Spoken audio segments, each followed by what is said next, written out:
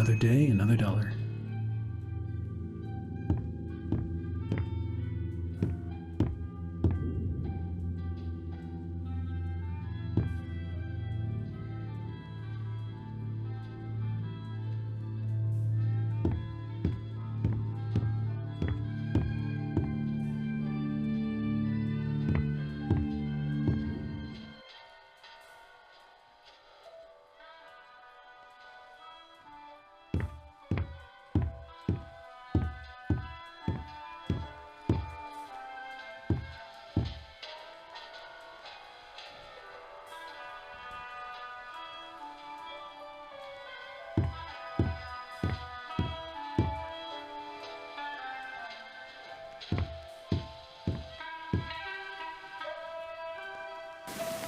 This is Maxwell Matthews, head of the animation department.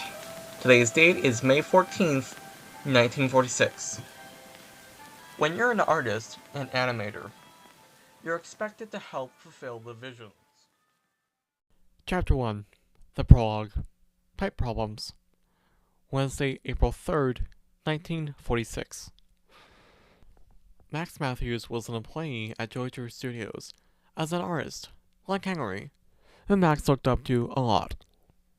He was in the break room with his co-workers, Susie Campbell, who voiced Alice Angel, Sammy Lawrence, the music director who was in charge of the band for the music, and last but not least, Wally Franks, the janitor, as well as Handyman, who would get himself into a lot of arguments with Thomas Connor, who was also a handyman at Joyter Studios.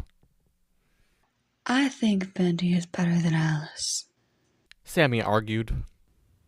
No, it's definitely Alice Angel. Susie argued back. But what about Bart? Wally was cut off by both Susie and Sammy. Nobody asked you, Frank. They both yelled at the poor janitor while Max was sipping on his coffee and watching the debate between characters unfold. Max, what do you think? Sammy said, looking at Max, desperate for an answer. Yeah, tell us who you think is better. Susie said, determined for Max's answer as well. Yeah, no. I'm out of here. See you later. Max walked up the stairs and out of the break room, avoiding being roped into an argument he didn't want to have. Hey, that's my line. Wally mumbled to himself. Max walked all the way to the art department, where his desk was. His desk was in the corner in the artist's room behind where Henry's desk was in the hallway there. What annoyed Max so much was the fact that there was a goddamn pipe by his desk that would make noise every now and then. It was loud and the pipe would drip like a lot. He had asked Mr. Drew to fix it, to which he said he would, but never got around to get Mr. Connor or Wally on to fix it. And Max still had 115 more frames of animation left, and the due date was today. Why do we even need this machine, Joey? It's noisy and messy, and the pipes trip like a lot around here. And how are we even supposed to focus while there's all this noise around us with these stupid pipes? Max mumbled to himself. However, Max missed Henry. The poor artist had enough of Joey's crap and being underpaid, overworked. And then on top of that, not even credited for his work that Joey took for his own, and then kept the studio running on top of that. So he left. Never came back. Not even looking back. Not even regretting his decision. Though he never sued Joey, which was weird to Max. Though, Max had a gut feeling that that would not be the last of Henry he would see. He didn't know why he felt it in his guts. Maybe he would come back. Max didn't know for sure. Max knew what those sounds were and where they were coming from, and of course the pipe had to start leaking out the black liquid. Max didn't mind at first, unless it started flooding. That was a different story. He knew Sammy hated it when his department started flooding. He would have to use, according to him, an ugly pump switch in his office. That made Max laugh a little, but at the same time, you couldn't blame him for that, as Max too also hated it when it was noisy and messy. Max often had a notebook to talk about his feelings in his workplace. Those would be recorded in his audio logs. He also wrote the problems he had working there, so he would go up to Mr. Drew and tell him his problems, which he had a feeling that Mr. Drew didn't care nor give a damn about Max nor the other workers' problems. Every time when Max did try to tell Mr. Drew, he would always be told, "Trust me as your leader." Max trusted Joey at first, until he installed this ink machine. And now there's talk going around the studio about a newer, bigger project coming. Max just groaned in annoyance. The drips started getting louder, and the drops of ink were now getting bigger. It had now gone at a faster pace than before. It had Max a little worried, but he brushed it off for now. Max forced himself to draw the last few frames of animation. Every passing minute, the pipe would make sounds like the pipes were under pressure. Max carefully eyed it, while also focusing on his work. It wasn't until a minute or two had passed that the pipe conveniently gave up and bursted in Max's face, covering the poor man's face and a bit of his shirt in ink. Looks like it's that time of month again. A worker said, not too far away. Max stood up and backed away from his desk, all while grabbing the top of his shirt and rubbing his face, getting the ink off his face. Praise the flood, I guess. To say Max was mad was an understatement. He was pissed. And this was the third time this month this happened to him. And on top of that, he still had 1,480 more pages to go. Joey! A voice roared from downstairs. Max knew who it was and guessed the same had happened to him at his apartment. An angry and very soaked in ink Sammy burst through the stairwell door, near the front door. He was mad. Very mad. And storming over to Joey's office. Max followed behind him. What's going on, Sam? Sammy was taken back a little. Why do you care? Sammy said, angrily, stopping and turning to face Max. Because I worry about you, Sammy. Do you want to go confront our boss? Max said, worrying about Sammy's well-being. No, I mean, you can't go with me. I don't want you to get yelled at as well. Max was a little upset about that, but he let it go for now. Well then, I'll see you around, Sammy. And with that, he walked back to his desk, and what remained of the pipe, and is now covered in ink art desk. One day, this will be the death of me. He sighed. Later on, Max heard people yelling and went to go investigate it, meeting up with Susie and Norman Polk, the studio's projectionist. I feel like I'm missing something. Max greeted his said co-workers. Well, hello to you, Max. Norman said, his southern accent coming through. Hey, Max. Susie said, turning her head from the door she was looking at, and shifted her gaze onto the 5'9" artist. Max asked both of his co-workers. Sammy is arguing with Mr. Drew about something in there. Susie said in a hushed voice so as not to draw attention to herself. Wait, Sammy is there? Norman said, as he was a little confused.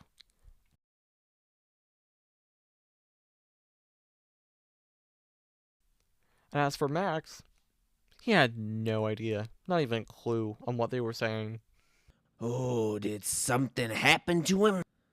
Norman asked the voice actress, who in return just shrugged. Maybe he is there to... I don't really know. She was not really having an idea herself.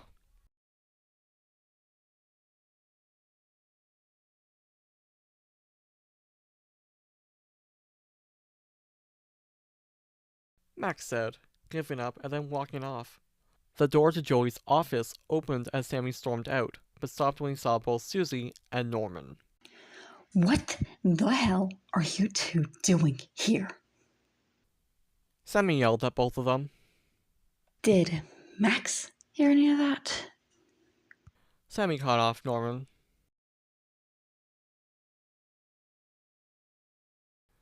Susie said, cutting off Norman and lying to the music director's face.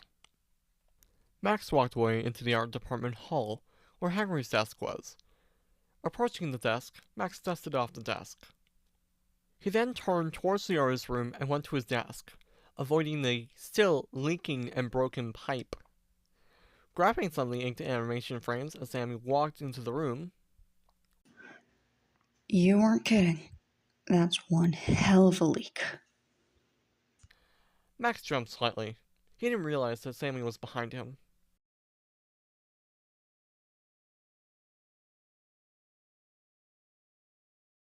Sammy slightly chuckled. So, I'm stuck with you for the week. How many frames do you have left? Sammy asked the smaller male. Max replied. 1,480 more? Sammy practically yelled, grabbing the attention of the other artist.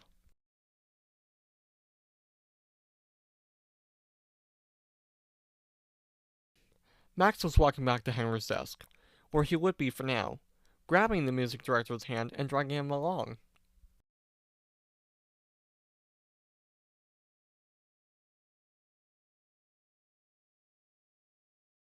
Max asked the music director. You know we will. Sammy replied, while Max sat down in the chair. It was past closing time, about 1 in the morning, and Max stayed behind.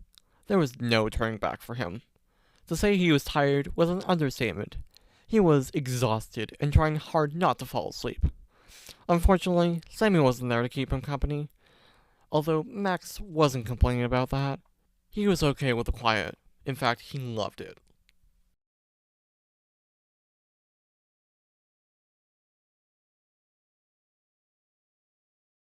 Yeah, it was true. Max had done 665 out of the animation frames he needed to do. But it was hard for him to sit in a chair for that long. However, work always had this 5'9" artist busy.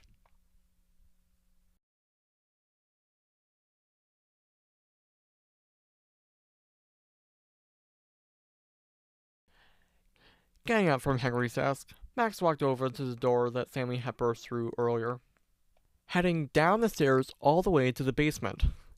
Max opened the door and walked over to the basement stairs. If it was one thing Max hated the most, it was the stairs.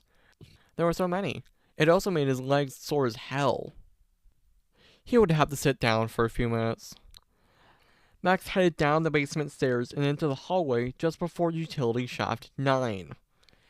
Utility Shaft 9 was an area where only the handyman would go so as not to bother the other workers. Max walked through the big area and down the hall until he came up to a hallway flooded in ink.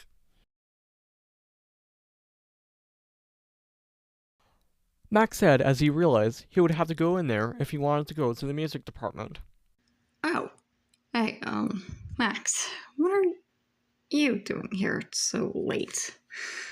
Wally suddenly spoke, cutting the silence thin. He was working on fixing a pipe in the flooded hallway. The ink was at his knees.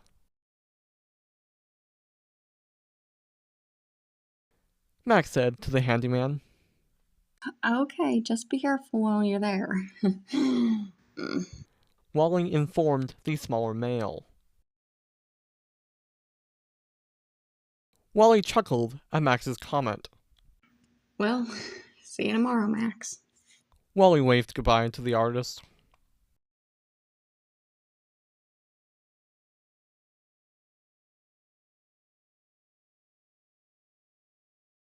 Max side-eyed the janitor. I won't. The music department's lobby had patches of ink all over the floor. There were even puddles of black liquid. Although where Max wanted to go was the band room. He would sometimes watch both Sammy and his band perform the music for the cartoons. Though, Sammy had recently gotten himself a sanctuary for when he needed to be alone, which Max understood, but still found weird. However, Max wanted to figure out how to open it, since Sammy had rigged it to open on a specific music cue that only Sammy knew.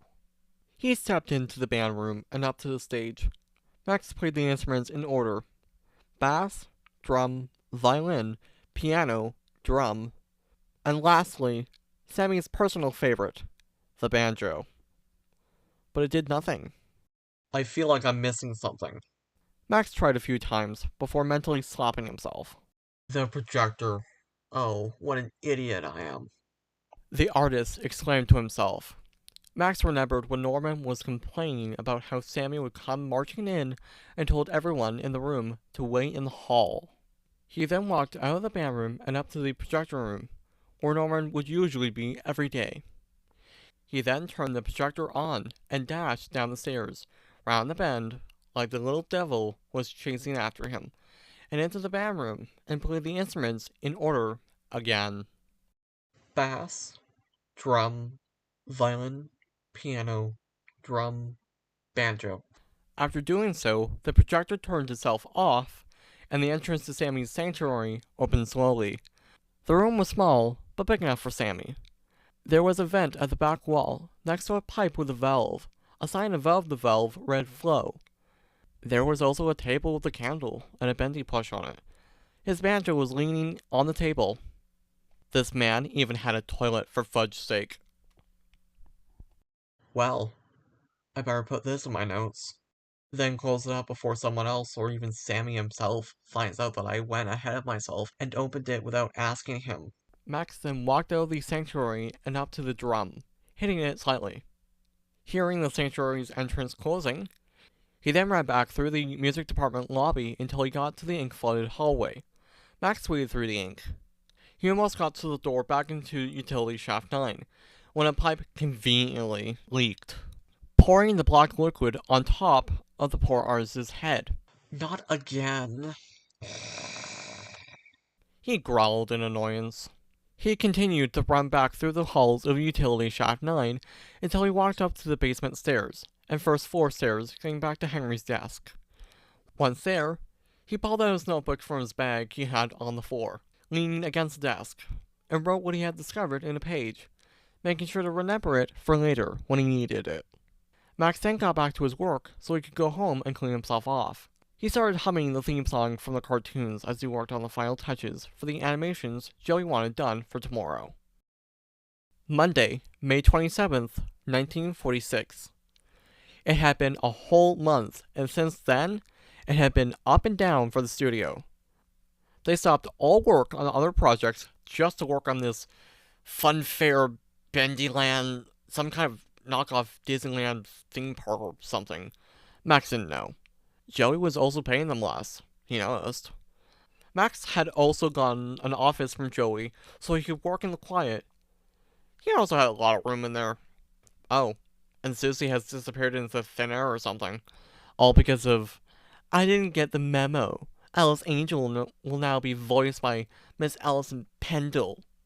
Not only that, but Sammy was more grumpy than usual. The only person to crack a smile on the grumpy music director's face would be Max for some odd reason. Max didn't mind, though. He would always make people smile and laugh. It was practically his job to do it. Aside from Wally. Though Max was better at it. Right now, he was in the break room, at a table, chatting with Wally. So, Joey having me work overtime again is really getting to my head. And I've been getting 4 hours of sleep every fucking day. Max said, unappreciated. You know what? You're not the only person who said that. So how are you and Sam doing? The janitor asked the artist. Wally, why are you asking me about Sammy? Why don't you ask him yourself? Max picked up his coffee. Well, 1, I think he hates me for some reason. And 2, you, Susie, Guy Norman, Jack, and Henry know him better than I do. However, out of the 5 of you, I would say you're much closer to him. Max abruptly stopped and leaned forward, spitting out his coffee onto the table. What the hell are you implying, Wally? The only thing the janitor did in response to Max's statement was raise his eyebrows up and down in a teasing manner, to which Max just glared at the janitor. Well, if you need me, I'll be in storage 9. With that, Wally got up from his seat and walked over to the stairs, and then headed up them. It was another quiet night for Max, though he wasn't alone this time. A few other artists stayed behind for all the same reasons. Max was at his desk in his office, just finishing the first batches of animation, when something banged against the desk. Max stepped out into the doorway while a few other employees looked towards what had made the noise. Finding out rather quickly, it was an artist by the name of Alexander Richard, who had fell asleep with his head on the desk and his hands dangling. "Poor mate," one worker said. Poor all of us. How are we supposed to work in these conditions? Another one said. It had been like this for a few weeks now. But then again, Mr. Drew didn't really care about the poor work conditions he was putting his employees under. For him, it was all about dreams, dreams, and more dreams. It drove Max crazy to hear the same damn thing a million times. Max was walking through the halls of the art department, as he normally did every day at 9 a.m. However, today was different. It felt colder, darker. But it wasn't the employees. Actually, there was no employees there. Max felt weird. He was the only one there. The deeper he got to the art department, the darker and colder it got, till the walls were practically covered with these ink-like webs. What the hell is this? But before he could continue his train of thought, an animalistic roar had cut him off, and then he started to head back to the exit. Max. A distorted voice rang throughout the workshop. Max? Sammy's voice cut through like a knife. Monday, May 28th, 1946. Max had jumped at his name being yelled out. He immediately started to look around and tripped himself. If it wasn't for Sammy being there, Max would have had a headache for the rest of that day. Sammy had caught Max by wrapping his hand around the smaller male's back. You okay there? Max stood there frozen, just trying to wrap his head on what the hell just happened. That was then when he realized where he was and who he was with. Sammy.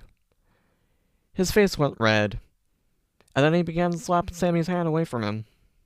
"Don't ever do that again. Wait, how did you even get in here? I always close and lock the gate by my office." Max looked at Sammy. You hit the lever in a poor hiding spot. "Excuse me?" You heard me? Sammy said, smugly. I do happen to have a letter from Joey. Sammy said as he gave Max the letter, to which Max opened it and started reading. He sighed. "What's new at this point?" Max said as he continued reading. "Having us overworked, reducing our pay, and on top of that, these big new projects? You can head back to the music department or stay here. I'll be back." And with that, he walked off to Joey's office. Inside the office, the air was thick with tension. You're resigning? Mr. Drew bellowed, his face twisted with rage. You can't do— "Make me, Joey." Max shot back, surprising even himself, with the defiance in his voice. He slammed his name tag on Joey's desk, a filed declaration of his break from the toxic cycle. As he turned to leave, he glanced back at Joey. "It was fun while it lasted. See you on the flip side." As he reached for the door, a sudden jolt of pain shot through his neck, causing him to freeze in place. He instinctively grasped at the phantom ache, confusion flooding his mind. It felt all too familiar, a sensation he couldn't quite place. Max? Joey's voice wavered, a flicker of concern breaking through his anger. Max shook his head, trying to dismiss the feeling. "I'm fine. Just a weird cramp," he muttered, but the unease lingered. Joey's expression shifted, a mix of frustration and regret. You don't have to do this, you know. We can work things out. Max took a breath, setting himself against the doorframe. "No, Joey, I'm done. I need to find something better. Something that doesn't feel like this." He gestured to the studio around them, the oppressive atmosphere suffocating. Just think about it. I don't want to lose you, Max. Joey pressed, his voice softening. With a final lingering look, Max stepped through the doors, the phantom pain subsiding as he left the office behind. He didn't look back, but a weight settled in his chest, a haunting sense that this moment had been scripted long before. Max walked to the art department closet, grabbed a few cardboard boxes, and then headed into the art department and into his office. He sighed. Why am I even here? Max said to no one. Because you chose this job as an artist? A voice? No. Sammy's voice said. Ah, Jesus. Warn me next time you do that. Sorry. Sammy said, putting his hand up in the air. Oh, and what's with the boxes? Max looked at him sadly. I quit. Max said quietly, to which Sammy didn't hear. Sorry. What? I quit. Max yelled at the music director. I can't do this anymore. I'm sorry. I just can't. Sammy finally spoke up. His voice showed a hint of sadness.